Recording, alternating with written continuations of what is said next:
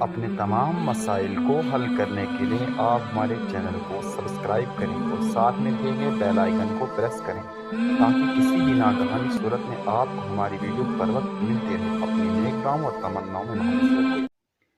محترم صاحب صاحب، جب کوئی آدمی کلام پاک کی تلاوت کر رہا ہو، ایسی حالت میں اسے سلام دیا جا سکتا ہے کہ نہیں؟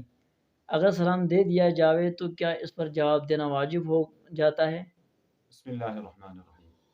اس کا مختصر سا جواب یہ ہے کہ جو آدمی قرآن پڑھ رہا ہو تو چونکہ وہ عبادت کے اندر مشغول ہے، وہ اللہ تعالیٰ کا کلام پڑھ رہا ہے، اس کی تلاوت کر رہا ہے، تو وہ تو مصروف ہے۔ اور جو آدمی مصروف ہو، یہ قاعدہ ہے اس کو سلام نہ کیا جائے، چاہے وہ کھانے کے اندر مصروف ہو، پینے کے اندر مصروف ہو، نماز پڑھنے کے اندر مصروف ہو، اسی طرح قرآن پڑھنے کے اندر مصروف ہو۔